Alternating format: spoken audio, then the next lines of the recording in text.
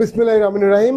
প্রিয় চাঁদপুরবাসী, আসসালামু আলাইকুম। আজকের এই মত বিনিময় সভায় উপস্থিত আছেন আমাদের বাংলাদেশের বর্তমানে যিনি গণতন্ত্রের প্রদীপটা জ্বালিয়ে রেখেছেন, সে মহান নেতা জননেতা জিএম কাদের, যিনি গণতন্ত্রের পক্ষে কথা বলছেন, অন্তর্ভুক্তির পক্ষে কথা বলছেন, মুক্তিযুদ্ধের চেতনার পক্ষে শক্তিশালী অবস্থান নিয়েছেন এবং এ কারণে দেশের বিপুল মানুষ আজকে জিএম কাদের দিকে ধাবিত হচ্ছে।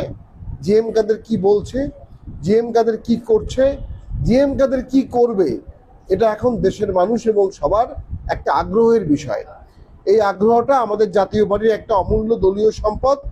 এই সম্পদটিকে কাজে লাগিয়ে আমরা সামনের দিনে একটি বিশাল দল করব, একটি শক্তিশালী দল সংসদের বাইরে স্থানীয় সরকারে করতে পারবো ইনশাল্লাহ। চাঁদপুরের সাথে আমার আত্মার সম্পর্ক, আমি পাটোয়ারি, এই জন্য আমার এবং আমরা ইমরান ভাই, টুলু ভাই সহ আরো অন্য যারা আছেন, লতিফ শেখ ভাই, আজহার ভাই, তারপরে আমাদের যে মঈন সাহেব, আমরা একসাথে জার্মানি গিয়েছিলাম, ইউরোপে ছিলাম 15 দিন, আমি আর মঈন সাহেব।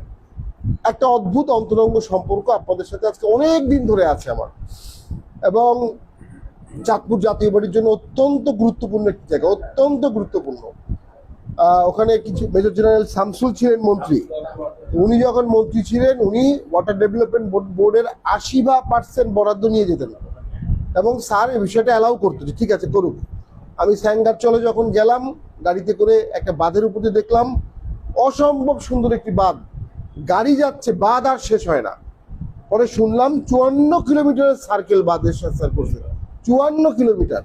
স্যাঙ্গারচলের ভেতরে যে 3 লাখ মানুষ, ওই এক বাঁধের কারণে 3 লাখ মানুষের 3 ফসল হয়, এখন 4 ফসল হয়। দারিদ্রতা পার্মানেন্ট রিমুভ করে দিয়েছে। এইটা হচ্ছে এরশাদের কাজ। সেই লোকগুলো এরশাদকে ভুলবে কিভাবে? কখনই ভুলতে পারবে না। এদেশের সবচেয়ে বড় সমস্যা হচ্ছে সবাই যারা ক্ষমতায় আসে তারা ক্ষমতায় জোর করে থাকতে চায় এবং পরবর্তী নির্বাচনটা নিয়ন্ত্রণের চেষ্টা করে। নির্বাচনের ফলাফল এটা বিএনপিও করেছে। বিএনপি 21শে আগস্টের গ্রেড হত্যা হলো, সেখানে জজ মিয়ার নাটকের একটা অভিযোগ আছে। এরপরে 1,28,00,000 ভুয়া ভোটারের অভিযোগ আছে। এরপরে বিচারপতিদের বয়স 2 বছর বাড়িয়েছিল এ কারণে যাতে তাদের পছন্দশীল বিচারপতি ক্যাটার গভর্নমেন্টের হেড হতে পারে। তিনি হেড হলে তাদের মনে হয়েছিল নিয়ন্ত্রিত ভোটে তারা ফলাফল পূর্ব নির্ধারিত করতে পারবে। আর এই সমস্ত কাজে বিএনপির সাথে সমানভাবে ছিল জামাত ইসলামী সেই সময়। এটা ঐতিহাসিক সত্য, এটা কেউ ডিনাই করতে পারবে না। পরে আমরা 2006-এ আসি, 2006 হলো এবং পরে আওয়ামী লীগ যখন ব্যাপক আন্দোলন করলো লগি বৈঠা নিয়ে, সেই আন্দোলনে জিএম কাদের স্যারও ছিলেন। সেই সময় সংসদে উনি তীব্র ভাষায় বক্তব্য দিতেন গণতন্ত্রের পক্ষে। সেই সময় পট পরিবর্তন হয়ে 111 হলো।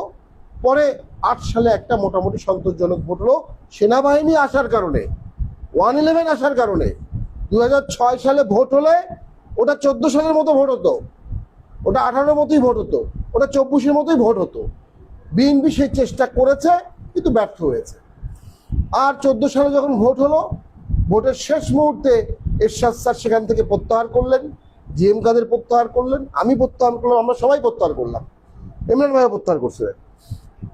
প্রত্যাহার করার ফলে 154 জন আনকন্টেস্টেড হয়ে গেল, বিনা প্রতিদ্বন্দ্বিতা 154। ওই যে নির্বাচনের আগেই সরকার গঠন হয়ে গেছে। 18 সালের ভোটেও তাই হয়েছে, 24-এও হয়েছে। আমরা তো ভেবেছিলাম 5ই আগস্টের পরে এই ধারা পরিবর্তন হবে, কিন্তু আমরা দেখতে পেলাম দুঃখের সাথে, বেদনার সাথে, মর্মাহত হয়ে যে কয়েকটি দল এবং বর্তমান সরকার সেই পূর্ব নির্ধারিত ভোট করারই পরিকল্পনা করছে। তার অংশ হিসাবে তারা একটা দলকে বাদ দিয়েছে। আপনি একটা দলকে বিচারিক প্রক্রিয়ায় বাদ দিতে পারেন, আপনি একটা দলকে বিচারাধীন অবস্থায় বাদ দিতে পারেন না। এবং বর্তমানে একটা মার্কা আর গেজেটও করে ফেলেছে, সেখান থেকে একটা দলের মার্কা নাই। এখন এই বিষয়ে কোনো জুডিশিয়াল অর্ডার আসে নাই, কিন্তু আদালতে বিচারাধীন হতে পারে, আদালতে বিচারাধীনও না।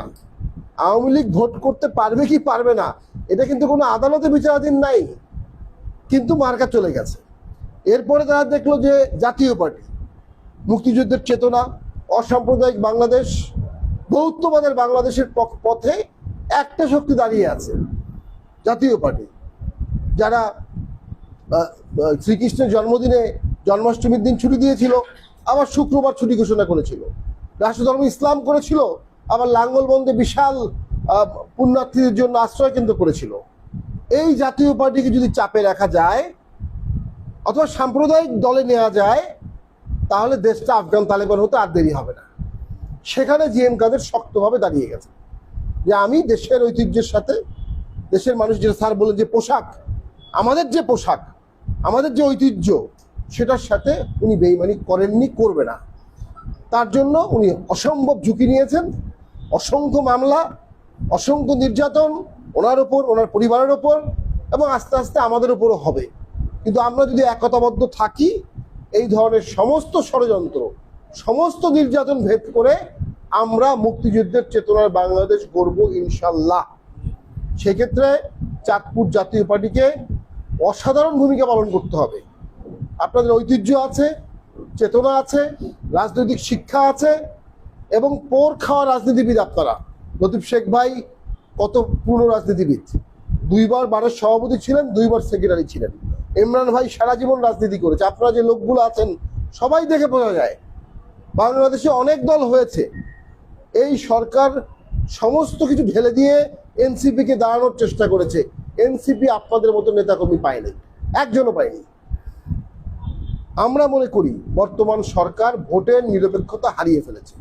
তারা একটা পূর্ব নির্ধারিত ছকের ভোটের দিকে দেশকে নিয়ে যেতে চাচ্ছিল, তাদের সেই ষড়যন্ত্র ব্যর্থ হবে। সরকারকে নিরপেক্ষতা দেখাতে হবে, অথবা নিরপেক্ষ সরকার আসতে হবে। নিরপেক্ষ সরকারের অধীনে নিরপেক্ষ ভোট হবে, জনগণের রায় মেনে নেওয়ার ভোট হতে হবে। যেই ভোট জনগণের রায় মেনে নেওয়ার হবে না, যেই ভোট সরকারের রায় মেনে নেওয়া হবে, সেই ভোটে জাতীয় পার্টি সমর্থন করবে না, করবে না, করবে না। এর জন্য যদি আমাদের সর্বোচ্চ ত্যাগ করতে হয়, আমরা সর্বোচ্চ ত্যাগ করব, কিন্তু নীতির প্রশ্নে আমরা আর কখনোদিন আপোষ করব না। এবং সেজন্য সমস্ত জাতীয় পার্টি জিএম কাদেরের হাতে এখন একতাবদ্ধ। জিএম কাদের যা বলবেন সবাই আমরা তাই করব।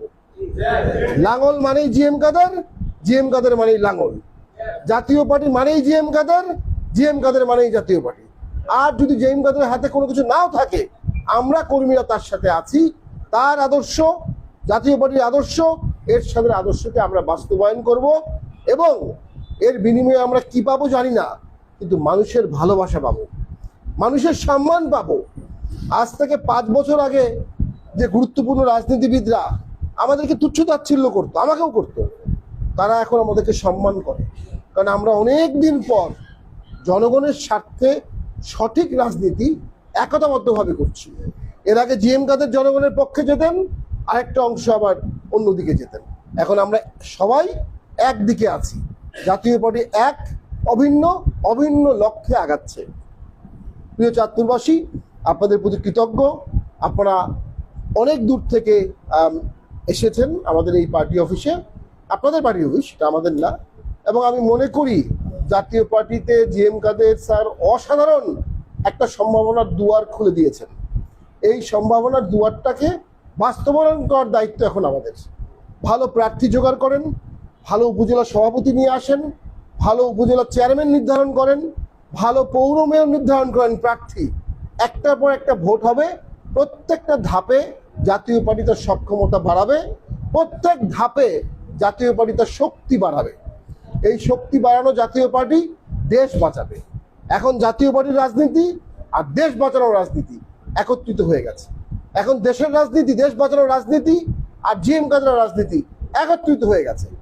জিএম কাদের যদি রাজনীতি ঠিক করতে পারেন, দেশটাও ঠিক হবে।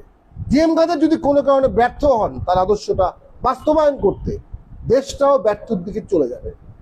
সকলে মিলে এই দেশকে বাঁচাতে হবে। জিএম কাদেরের আদর্শটাকে, তার দিক নির্দেশনাকে বাস্তবায়ন করতে হবে। আমি স্যারের সাথে ঘনিষ্ঠভাবে কাজ করছি।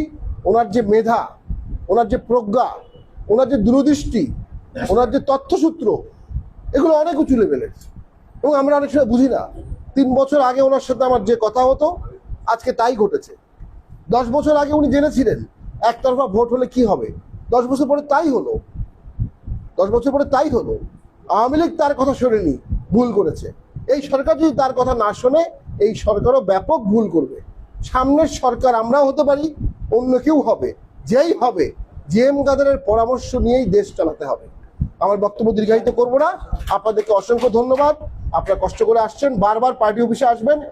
11 তারিখে সম্ভাব্য আমরা সারা দেশ থেকে নেতাকর্মী নিয়ে এখানে একটি কর্মী সমাবেশ করব। আপনাদের সবাইকে বিপুল লোকজন নিয়ে এই কর্মী সমাবেশে আসতে হবে। এই কর্মী সমাবেশের সাফল্য অনেকটাই চাঁদপুর জাতীয় পার্টির উপর নির্ভর করবে। আপনারা আসবেন তো সবাই? ধন্যবাদ সবাইকে। আসসালামু আলাইকুম।